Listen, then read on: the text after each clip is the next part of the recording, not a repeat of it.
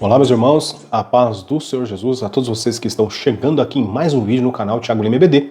E neste vídeo nós vamos falar a respeito da revista para a sala dos adultos na lição de número 2 e vamos ter por tema esta aula a inspiração divina da Bíblia, tá certo? E os objetivos para essa lição são refletir que a própria Bíblia reivindica sua inspiração divina, evidenciar que as limitações humanas não anulam a inspiração divina da Bíblia e explicitar que o Espírito Santo atua na regeneração e iluminação do pecador e por isso nos ajuda a compreender as Escrituras, tá certo? Nosso texto áureo para essa lição está em 2 Timóteo, capítulo 3, verso 16, que nos diz assim: toda a Escritura divinamente inspirada é proveitosa para ensinar, para redarguir, para corrigir, para instruir em justiça. Verdade prática, a inspiração da Bíblia Sagrada é divina, verbal e plenária. Portanto, a Bíblia toda nos ensina, corrige e instrui, tá certo? Nossa leitura bíblica em classe, 2 Timóteo, capítulo 3, do verso 14 ao 17, também 2 Pedro, capítulo 1, do verso 19 ao 21. Não vou fazer a leitura para não ficar muito extenso o vídeo, não é verdade? Muito bem. E aqui, eu estou aqui mexendo no meu esboço.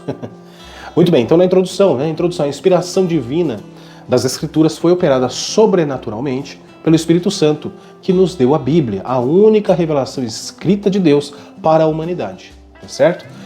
Nesse sentido, a Bíblia Sagrada é para o crente salvo, a inspirada, a inerrante e infalível palavra de Deus. Muito bem, então capítulo 1, vamos ter aqui a doutrina da inspiração bíblica. Então a inspiração bíblica é divina, tá certo? O que eu anotei para esse ponto, né? Eu não vou ficar aqui falando e lendo o ponto da revista, uma frase, uma colocação e outra sim, eu passo, mas no intento aqui de fazer o vídeo é falar aqui o meu ponto de vista, né? Citar aqui a minha opinião a respeito do assunto. Então, a inspiração é bíblica e divina. O que eu anotei para esse ponto? O que faz a Bíblia ser diferente de todos os outros livros? Tá certo? O que faz ela ser diferente de todos os outros livros, né? Que por mais que muitos foram contra ela, a Escritura Sagrada, por mais que na história, né, nós vemos muitos mandando queimar a Bíblia, proibindo a circulação, né? O que faz a Bíblia ser diferente de todos os outros livros? Porque a Bíblia está acima da literatura de William Shakespeare, dos romances de Machado de Assis ou de outras obras clássicas, né? Por que a Bíblia está acima dessas obras? Né? A resposta para essas perguntas está na transformação que o leitor sofre, tá certo? Então está na transformação que o leitor sofre dentro de si enquanto lê a Bíblia com o auxílio do Espírito Santo. Por quê? Porque é de Deus. É a Escritura inspirada por Deus. Ela não é uma mera escritura, não é um livro qualquer que conta, como muitos dizem ainda, que Jesus foi um homem muito bom que teve por aqui. Negativo. Conta a história do Filho de Deus, conta a história do plano de Deus, conta a história do amor de Deus e vontade de Deus de salvar o homem pecador. O plano e propósito de Deus na Bíblia Sagrada é salvar a alma do homem que perece. E por que é diferente desses outros livros? Porque, né, nós já falamos, sofre uma transformação dentro de si, porque o Espírito Santo de Deus convence o homem do pecado, tá certo? Então, na doutrina da inspiração, a Bíblia é divina, verbal e plenária, tá certo? Não há o que mude isso. Então, do ponto divina, né, que ela é divina, eu enumerei aqui 6 qualidades, né? Pelo fato de, por mais de 3.800 vezes, temos a expressão assim diz o Senhor, né? E similares, né, que podem também apontar essa mesma frase. 2. Na revelação do Monte Sinai, escreveu todas as palavras do Senhor, né? Na revelação que Moisés teve no Monte Sinai, ele escreve todas as palavras do Senhor e transfere para o povo, né? E nós, chegando até nós hoje. O ponto 3. Jeremias foi advertido: não esqueças nenhuma palavra. Por quê? Porque a palavra é minha, né? Deus dizendo assim. 4. No texto do Novo Testamento, Paulo diz que usava as palavras que o Espírito Santo ensina. 1 Coríntios 2,13. 5. João assegura que o Senhor lhe revelou coisas que brevemente devem acontecer. Apocalipse, capítulo 1, verso 1. E o Senhor Jesus asseverou que até os sinais diacríticos do texto hebraico eram inspirados. Nem um J ou um tio se omitirá da lei. Bom, esses pontos que eu passei, que eu falei aqui, citei, são realmente os que estão no texto da revista, né? Mas aí, nós estamos falando aqui, a doutrina da inspiração da Bíblia é divina, verbal e plenária. Então, o que prova que ela é divina? Só esses pontos? Não. Eu coloquei outras mais provas, né? Pontos de mais prova que a Bíblia é divina, é uma inspiração divina. Então, primeiro ponto, a aprovação da Bíblia por Jesus, né? Jesus leu a Bíblia, Jesus ensinou a Bíblia, né? Chamou-a de palavra de Deus e cumpriu-a. Olha só, o texto de cumpriu-a está em Lucas 24:44, que nos diz assim: E disse-lhes, são essas as palavras que vos disse, estando ainda convosco, que convia que cumprisse tudo o que de mim estava escrito na lei de Moisés, né? E nos profetas e nos salmos. Tá certo? Então a Bíblia, ela é divina. Olha só, a aprovação do próprio Jesus. Ponto 2 aqui que eu coloquei, que é algo que eu pesquisei, o testemunho do Espírito Santo na vida do crente, né? Em João 7,17, o Senhor Jesus mostra como podemos ter em nós o testemunho do Espírito Santo quanto à autoria divina da Bíblia. Se alguém quiser fazer a vontade dele, né? Assim como o Espírito Santo testifica no crente que esse é o Filho de Deus, em Romanos 8,16, testifica também que a Bíblia é a mensagem de Deus para esse mesmo Filho. 3. O cumprimento fiel das profecias, né? E assim, aí aqui começa a ficar grande os textos, mas os cumprimentos, né, das profecias que foram ali contidas no Velho Testamento veio se cumprindo. Então, inúmeras profecias da Bíblia se cumpriram no passado em sentido parcial ou total. Inúmeras outras se cumprem em nossos dias e muitas outras se cumprirão ainda daqui para frente. Tá certo? Então, é um ponto 3. O ponto 4 aqui, olha só, a influência da Bíblia nas pessoas e nas nações, né? Então, a Bíblia é o farol que alumia as nações. Tá certo? Esse é o ponto aqui, né, que até assim, tem um caso, né, aqui de certa feita, né, eu vou ler aqui para ficar mais nítido a história, tá certo? Então, certa feita chegou à ilha de Fiji um ateu, né, atestando sua crença evolucionista em um grupo de cristãos. Então, nós estamos falando que influencia as pessoas e as nações, né? Então, aqui estamos falando de uma nação.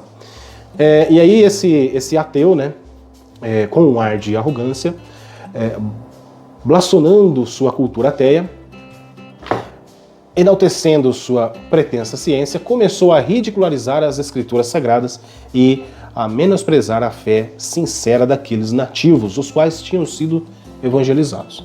Imediatamente, o chefe daquela tribo dirigiu-se ao altivo ateu, dizendo: "O senhor está vendo aquele velho forno?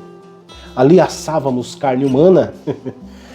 Não fosse a Bíblia e a transformação que Deus realizou em nós pela sua mensagem, hoje o senhor seria nosso jantar." Então a Bíblia fez uma diferença tão grande naquela tribo que o turista altivo, em vez de ser o jantar, foi convidado ao jantar. Então a influência da Bíblia nas pessoas e nas nações por aí afora, né? O ponto 5 aqui, olha só, a Bíblia nos faz diferente, né? A Bíblia nos faz diferentes. Então a fé na Bíblia é a maior força que qualquer jovem na prossecução da vida e da carreira educacional, a juventude precisa saber disso. A tragédia é que professores aos milhares em todo o mundo, saturados e narcotizados por falsa dialética e filosofia, desencaminham os jovens desde a mais tenra idade, né? Então, assim, fala aqui que a Bíblia nos faz diferente. Aqueles que não creem na Bíblia, que não abraçam a palavra de Deus, elas estão sempre lutando contra, né? É tanto que eu coloquei aqui como uma referência Josué capítulo 1 e o verso 8, né? "Não se aparte da sua boca o livro desta lei, antes medita nele dia e noite, para que tenhas cuidado de fazer conforme a tudo quanto nele está escrito, porque então farás prosperar o teu caminho e serás bem-sucedido." Tá certo? A Bíblia nos faz diferente. Então é mais uma prova que a Bíblia, a sua inspiração é divina, né? A Bíblia sempre é nova e inesgotável. A Bíblia é nova e inesgotável. Na atualidade, a Bíblia nunca torna-se um livro antigo, certo? Apesar de repleto de antiguidades. Ela é tão atual como o dia de amanhã. Sua mensagem milenar tanto satisfaz a criança como o encanecido idoso. Olha só, a Bíblia pode ser lida várias vezes, sem se poder sondar suas profundezas e sem que o leitor perca o interesse. Interessante, né? Acontece isso com os demais livros.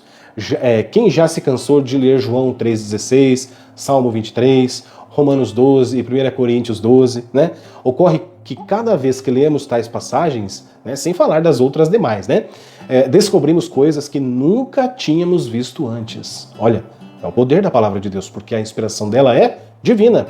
Depois de mais 2.000 anos de escrito, o último livro da Bíblia, a impressão que se tem é que a tinta do original ainda está secando. Tá certo? Legal, né, esse texto. Compartilhando com vocês aqui. E o sétimo ponto aqui que eu coloquei, né, das provas que a Bíblia tem a inspiração divina, é a imparcialidade da Bíblia. Olha só, então a imparcialidade da Bíblia. Se fosse um livro originado pelo homem, né, a Bíblia não poria a descoberto, né, não poria a descoberto as faltas e falhas dele, né? O homem jamais teria produzido um livro como a Bíblia, que dá toda a glória a Deus, enquanto mostra o quê? A fraqueza do homem. Tá certo? Esse é um outro ponto também que mostra que a inspiração é divina. A Bíblia tanto diz que Davi era um homem segundo o coração de Deus, como também revela seus pecados, né? Como vemos nos livros dos Reis, Crônicas e Salmos. E também o caso da embriaguez de Noé, olha só, e dissimulação de Abraão, e o caso de Ló, a idolatria e luxúria de Salomão. Nada disso está escrito para que os imitemos, né? Não está escrito para que façamos igual, mas para a nossa admoestação e para provar a imparcialidade da Bíblia. Ela é o único livro assim. O homem jamais escreveria um livro como a Bíblia, que põe em relevo as fraquezas e defeitos humanos, tá certo? Então isso prova a inspiração divina. E depois o ponto 2, a inspiração bíblica é verbal, né? Então, na inspiração verbal, ratificamos que a Bíblia é individualmente inspirada. O capítulo 3, verso 16 de 2 Timóteo, sempre vai estar aparecendo por aqui, né? Porque é um dos grandes versículos aqui que fala, né, e mostra isso para nós. Então, vem dizer que ela é divinamente inspirada, né? A tradução vem do grego theopneustos, né, que significa literalmente soprada por Deus. Realmente falada ali por Deus. Então, a inspiração é chamada de verbal porque Deus soprou nos escritores sagrados aquilo que deveria realmente e exatamente ser escrito, né? Aí eu coloquei assim, 1 Coríntios 14:37. Se alguém cuida ser profeta ou espiritual, reconheça que as coisas que vos escrevo são mandamentos do Senhor. Paulo falando, né? Quais outras teorias que temos por aí, né? Então nós estamos falando aqui nesse ponto da inspiração bíblica, que inspiração bíblica é verbal, né? Aquilo que Deus realmente disse é o que temos em mãos, né? E quais são, eu coloquei como curiosidade, um ponto que eu achei interessante, outras teorias que temos por aqui, né? Porque a gente fala bastante, estamos falando da inspiração da Bíblia, né? O tema da lição de hoje, e nós estamos falando que ela é divina, verbal e plenária, né? Então, mas quais são as outras teorias que tem contra a essa que nós defendemos, né? Então, a teoria da inspiração por ditado. Eu achei interessante falar isso, colocar aqui para a gente meditar. A teoria da inspiração por ditado, que ensina que o texto bíblico foi ditado de forma mecânica e gradual, sem levar em conta as particularidades de cada escritor, tá certo? Também temos a teoria da intuição, que ensina ser os autores da Bíblia possuidores de genialidade religiosa para redigir documentos sagrados. Totalmente fora, né? Se não fosse pela mão de Deus, pela vontade de Deus, pelo amor de Deus, pela misericórdia do Senhor, nós estaríamos perdidos, né? Nós estaríamos perdidos e toda a sua obra redentora, a qual a Bíblia é importantíssima, tem importantíssima parte nisso tudo, jamais seria feito por uma intuição humana, jamais. E aí a teoria da iluminação, em que a inspiração é apenas uma influência divina na assimilação religiosa. Quer dizer que temos uma assimilação, né? Ou seja, se está escrito assim, vamos escrever assim também, porque é para casar, que é para colar, né? Não é assim. A Bíblia não foi escrita dessa forma. Uns escreveram, né, 40 autores, 1.600 anos para ser escrito tudo, depois juntou-se isso e viram que toda essa escritura falava-se de uma coisa só, que é Jesus, né, o propósito de Deus para o homem. E tem também a teoria da inspiração dinâmica, em que Deus não inspirou os vocábulos a ser grafados, mas os pensamentos ou ideias. Essa teoria faz com que a razão humana seja o quê? Intérprete do livro, e jamais não seria a razão humana a intérprete deste tão poderoso livro que transforma vidas quando lemos, não é verdade? jamais um homem teria a capacidade de fazer tal coisa. Então essa ação divina em que cremos foi tão intensa que cada palavra escrita é o vocábulo exato daquilo que Deus queria ver empregado nas Escrituras, tá certo? 2 Pedro, capítulo 1, verso 21 diz: porque a profecia nunca foi produzida por vontade de homem algum, mas a homens santos de Deus foram inspirados pelo Espírito Santo, tá certo? E ponto 3, a inspiração bíblica é plenária, né? É plenária. Então, o que quer dizer? A inspiração bíblica também é plenária, isto é, a inspiração é total e completa. Não precisa de nenhum reforço, né? Não precisa de nenhum algo que venha somar isso. A Bíblia já está pronta, a palavra de Deus está completa, não há necessidade de colocar mais coisas, né? E nem de tirar coisas também. Então, não precisa aí, nós vemos aí recentemente, né, um pastor que por infelicidade falou a respeito disso, que a Bíblia precisava ser atualizada, né? Infelizmente, um equívoco, né, muito grande aí da parte dessa pessoa, mas enfim, a Bíblia é plenária, tá? A inspiração da Bíblia é plenária, já está tudo pronto, não há necessidade. Então toda a Escritura é divinamente inspirada e proveitosa para ensinar, para redarguir, para corrigir, para instruir em justiça, tá certo? 2 Timóteo 3,16. A Bíblia, e aí eu coloquei um texto aqui interessante, que fala assim, olha, a Bíblia não é uma coleção de histórias, fábulas, mitos ou ideias meramente humanas a respeito de Deus. Não, não é. Não é um livro humano. A Bíblia não é um livro humano, é um livro divino, tá certo? A Bíblia é a palavra de Deus e através do Espírito Santo Deus revelou sua pessoa e o seu plano para certos crentes, os quais escreveram sua mensagem para o seu povo. Esse processo é conhecido como inspiração divina. A Escritura é completamente fidedigna, porque Deus estava no controle do que estava sendo escrito. Que isso fique claro para nós. Suas palavras têm toda a autoridade sobre a nossa vida e fé. A Bíblia foi escrita sob completa orientação e inspiração de Deus. Tá? Então leia e use os ensinos dela para guiar a sua conduta. Como eu já li ali em Josué, né, no capítulo 1, verso 8, para, né, que tudo que você for fazer, Deus te abençoe. Não cesse de meditar, né, no livro dessa lei. Antes, né, não cesse de falar, né? Antes medita nela de noite, para que tudo que você for fazer, Deus esteja aí abençoando. Então, deixa eu ver aqui. Opa, sim. E a Bíblia inteira é a palavra inspirada por Deus, né? Por ser inspirada e fidedigna. Vemos a aplicação na nossa vida, né? Nós já lemos aqui. Em nosso zelo pela verdade da Escritura, nunca devemos esquecer o quê? O seu propósito, tá certo? Nos equipar para fazer o bem. Não devemos estudar a palavra de Deus simplesmente para ampliar nosso conhecimento ou para nos preparar para vencer as discussões, né? Não é isso. Nós precisamos para alcançar a salvação. Nós precisamos da Bíblia, estudar a Bíblia para poder ter o conhecimento do plano de Deus e não só ter o conhecimento, mas justamente isso que está falando, mas poder divulgar isso, passar isso a todos aqueles que estão ao nosso redor, tá certo?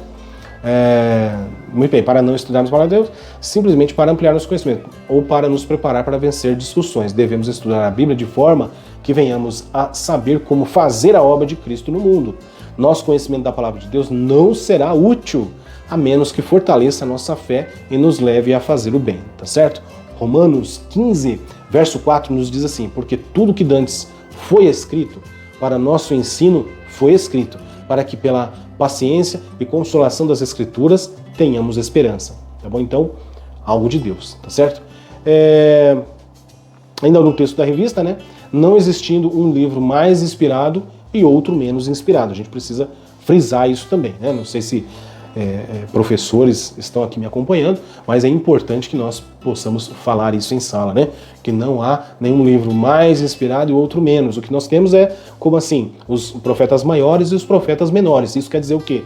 Que os profetas maiores escreveram um volume maior, né? Tem um volume maior escrito, e os profetas menores, livros menores, uma escrita menor, tá certo? Muito bem. E todos o mesmo grau de inspiração e autoridade. A fonte da inspiração é Deus. A autoridade vem da fonte da inspiração, que é de Deus. E nenhum texto deve ser desprezado, tá certo? O cânon que nós passamos, né? A Bíblia passou pelo cânon e já foi feito. Então tudo que está aqui para nós é para nós. É aquilo que não está, não é para nós, né? Algumas religiões têm ainda insistido em alguns livros, né, até capítulos, sim, mas que realmente não apontam Jesus e não somam a obra de Deus, né? São literaturas que nós vamos ler, né, os livros apócrifos, e nós vamos ver que realmente são coisas diferentes de tudo aquilo que a gente vê dentro da Bíblia, a qual nós temos em mãos, tá certo? Meus irmãos, olha só, eu tenho me associado a alguns links de livros que pelo site da Amazon se vende, né? E aí eu tô deixando aqui na descrição desse vídeo livros que a própria revista desse trimestre tem nos indicado para fazermos leitura. E também coloquei aqui, vou deixar aqui embaixo o link da Bíblia, a qual, né, a Bíblia de Estudo Aplicação Pessoal, a qual faço uso para montar aqui muita coisa do que eu falo nos meus vídeos, eu tiro, né, extraio do estudo da aplicação pessoal. Então eu vou colocar os links aqui embaixo na descrição do vídeo, e se você entrar pelo meu link e comprar o produto, você me ajuda demais, e com certeza você também vai receber um material de qualidade, original, é claro, e com todo o cuidado, né, do site, para que realmente você receba isso, de confiança, já conhecido de todos, e com certeza você não vai se arrepender. Então, se você puder comprar, tiver interesse nesses livros, vai estar o site aqui. Os livros seriam A Origem da Bíblia, você pode acompanhar na revista que está sendo indicado, a Mensagem do Antigo Testamento e a Mensagem do Novo Testamento, tá bom? E aí fica aí, meu muito obrigado a você que comprar pelo meu link, tá bom? Que Deus abençoe. Bom, então, capítulo 2, a inspiração divina e os autores da Bíblia, tá certo? O primeiro ponto é a inspiração dos autores, né? Não vou ler aqui o texto da revista, não desprezando, só para realmente ficar mais objetivo, né, o vídeo, e falar exatamente aquilo que eu separei aqui como um subsídio e fazendo parte dessa aula. Então, as profundezas de Deus, né? Se refere à natureza incomensurável de Deus e ao seu plano maravilhoso. Tá certo? Então, a inspiração dos autores, né, é o que eu quero falar aqui. A morte e a ressurreição de Jesus e a promessa da salvação revela somente para aqueles que creem que as palavras divinas são o quê? Verdadeiras. Tá certo? Então, aqueles que creem na morte e na ressurreição de Cristo e depositam nele a sua fé, saberão tudo o que precisam para ser salvos. Esse conhecimento, porém, não pode ser alcançado mesmo pelas pessoas mais sábias. Não. A menos que elas aceitem a mensagem de Deus. E qual é a mensagem de Deus? A Bíblia Sagrada.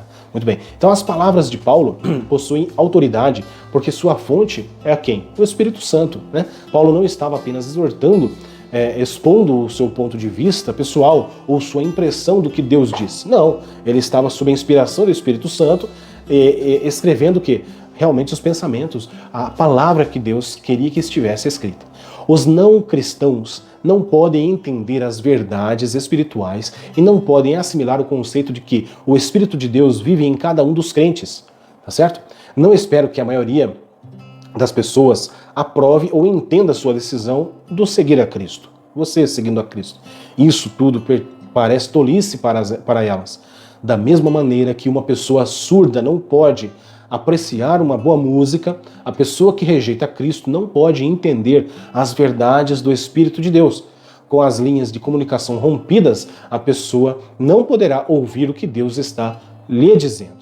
Tá certo? Então, é justamente isso. É como que uma pessoa estivesse surda, né, ou cega e não pudesse ouvir e ver aquilo que Deus tem colocado para nós como diretriz através aí do seu amor, através de Cristo, o sacrifício que Cristo fez, Deus, né, que por amor deu o seu Filho, tá certo? Então, somente através da Escritura que nós poderemos estar compreendendo esses pontos e vendo, né?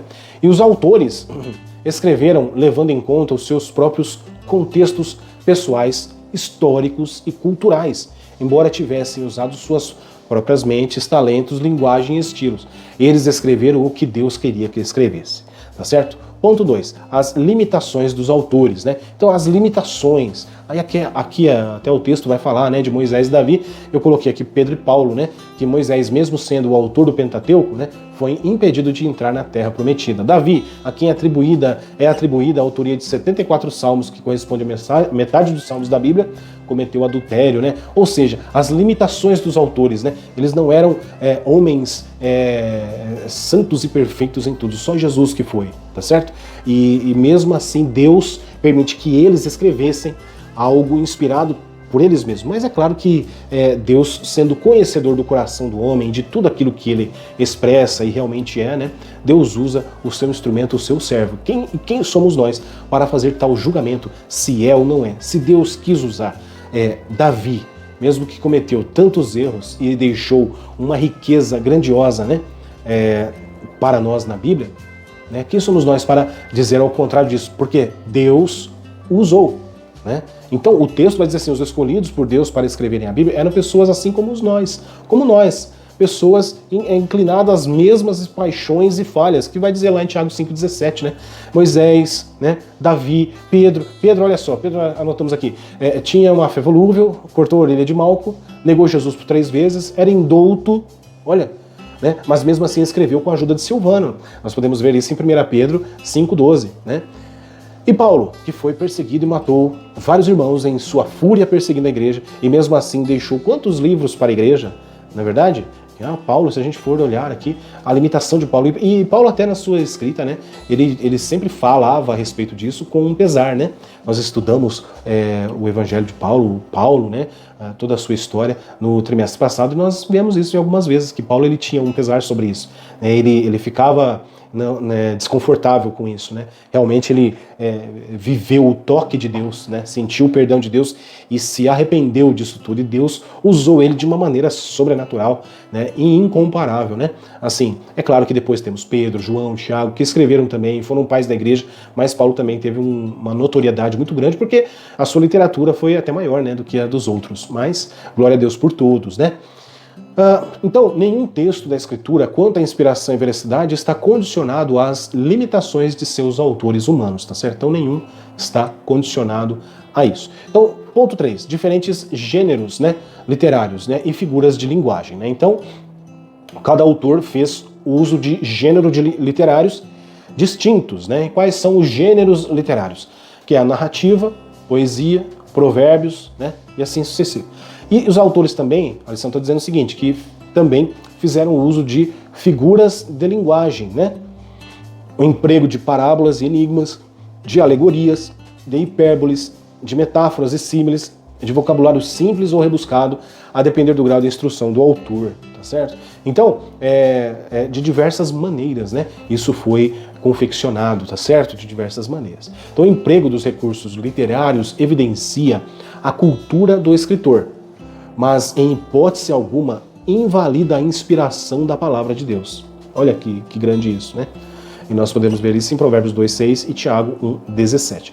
E 4.4 aqui, né? A linguagem do senso comum, né?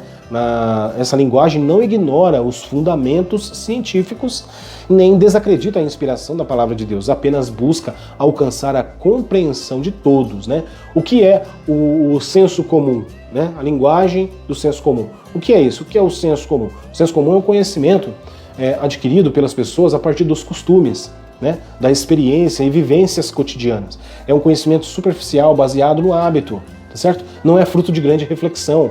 O senso comum, também chamado de conhecimento empírico, acumula-se ao longo da vida, né? Olha só, e é transmitido de geração em geração. Então nós precisamos entender isso aqui. Olha o que o texto está falando. Na descrição de fenômenos científicos, por exemplo, os autores sagrados usaram a fraseologia comum e popular. Esse é o texto da revista.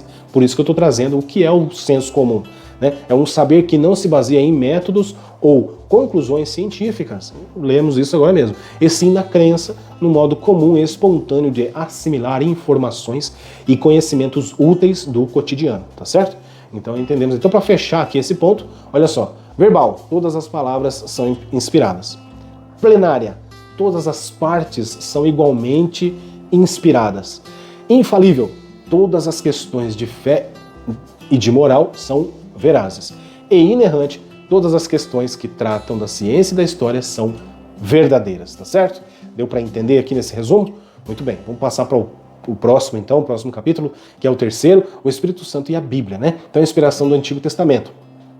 A Bíblia é categórica em reiterar sua inspiração divina. O registro de Juízes ensina que os livros de Moisés são mandamentos do Senhor, tá certo? Então, o que está escrito lá em Juízes 3:4? Estes, pois, ficaram por eles provar a Israel, para saber se dariam ouvidos aos mandamentos do Senhor, que ele tinha ordenado a seus pais pelo ministério de Moisés. Olha só. Esdras reconhece como inspirados, né, os livros de Jeremias, Ageu e Zacarias. Zacarias ensinou que os seus escritos eram as palavras que o Senhor dos Exércitos ensinara pelo seu Espírito mediante os profetas precedentes, né? Então Zacarias 7,12 diz assim: sim, fizeram os seus corações como pedra de diamante, para que não ouvissem a lei, nem as palavras que o Senhor dos Exércitos ensinara pelo seu Espírito por intermédio dos primeiros profetas. Daí veio a grande ira do Senhor dos Exércitos. Olha só. O próprio Cristo mencionou a lei de Moisés e os profetas e os escritos como livros inspirados. Lucas 24:44, já lemos ele no começo, né? Olha só, foi sem pensar nisso, estaremos repetindo ele. E disse-lhes, são essas as palavras que vos disse estando ainda convosco, que convinha que se cumprisse tudo que de mim estava escrito na lei de Moisés, e nos profetas e nos salmos. Então a Bíblia é autopistos, né? Que é auto-identificadora, que irradia de si mesmo uma divina autoridade. Pelo testemunho interno do Espírito Santo, o homem recebe uma visão que capacita a perceber a essa luz. Tá certo? Fechamos esse ponto. Ponto 2, a inspiração do Novo Testamento. O Novo Testamento possui dois pressupostos básicos de sua inspiração, né? A promessa de Cristo, esse é o texto da revista, tá? A promessa de Cristo de enviar o Espírito Santo para guiar os discípulos, e B, os escritos bíblicos que vindicam esse cumprimento, tá certo? Então Jesus somente confirmou que o Antigo Testamento é a palavra de Deus, como também prometeu o mesmo para o Novo Testamento, ao afirmar que o Espírito Santo ensinaria o quê? Todas as coisas aos apóstolos e os guiaria em toda a verdade. E olha só, em João 14:26 nos diz: mas aquele Consolador, o Espírito Santo, que o Pai enviará em meu nome, esse vos ensinará todas as coisas e vos fará lembrar de tudo quanto vos tenho dito. Tá certo? Esse é quando fala que o Espírito Santo ensinaria todas as coisas, né? João 14:26. E depois, quando guiará em toda a verdade, está lá em João 16:13, que diz assim: mas quando vier aquele Espírito de verdade, ele vos guiará em toda a verdade, porque não falará de si mesmo, mas dirá tudo o que tiver ouvido e vos anunciará o que há de vir. Ó, fala das coisas futuras, né? João 16:13, tá certo? Então, nesse aspecto, Paulo declara que escreve sob orientação do Espírito e que suas epístolas são palavras de Deus. Isso aqui é um estudo, um comentário a respeito do que Paulo fala a respeito das suas epístolas, né? E, onde eu estava aqui agora? Certo. Que também Pedro reconhece essa verdade e classifica os livros de Paulo como escrituras, né? Então nós vamos ver 2 Pedro 3,16. E nessa direção, vários outros textos apontam para a ação do Espírito Santo nos escritos da Nova Aliança. E aí repete-se aqui o João 16,13, que eu acabei de ler um pouco aqui assim, tá certo? Muito bem, meus irmãos. E aí, chegando então no ponto 3 aqui, que vai dizer o quê? Que é a obra da regeneração e a iluminação, né? Aí o autor da revista colocou a obra da regeneração. A Bíblia, ela é o único livro que pode nos levar a isso, tá certo? Tanto a regeneração como a iluminação. E aí, no ponto da regeneração, ele fala o seguinte: desse modo, o Espírito Santo atua no processo da salvação e produz a fé regeneradora, que vem pelo ouvir da palavra. Nesse aspecto, o Espírito Santo não apenas inspirou as palavras da salvação, mas também as aplica ao coração humano a fim de regenerar os pecadores, tá certo? Então esse é o ponto da regeneração, ou seja, transformar, né, aquela vida de pecado agora numa vida justa diante de Deus, tá certo? E também fala aqui da questão da iluminação, porém ressalta-se que o Espírito Santo ilumina o que ele já tem inspirado, tá certo? Não se trata de nenhuma nova revelação. Então, ou seja, a revelação de Deus para nós é a Bíblia Sagrada. A Bíblia Sagrada é a revelação completa e fiel de Deus, e pronto. E depois fala da iluminação. O que seria isso? Até outro dia eu fiz isso na sala, abri a Bíblia e falei: olha, nós estamos lendo a revelação de Deus, tá certo? Mas quando eu vou preparar uma mensagem, vou preparar um estudo e tal, o que nós recebemos do Espírito Santo? Revelação? Não. A revelação já foi dada, que é a própria Escritura. Agora eu recebo do Espírito Santo a iluminação sobre aquele texto e podemos ver através do Espírito Santo, nas entrelinhas daquilo que estamos lendo do texto, do contexto, algo a mais que Deus quer passar para nós. E aí sim fazemos os nossos apontamentos e passamos adiante, pregamos, ensinamos, certo? Então é justamente isso que está aqui falando. Então nesse aspecto, né, o Espírito Santo não apenas inspirou as palavras da salvação, mas também as aplica ao coração humano a fim de regenerar os pecadores, tá certo? E por que falar disso, né, agora? Sem esse mover, o Espírito Santo não é possível nem aceitar e nem entender a palavra de Deus.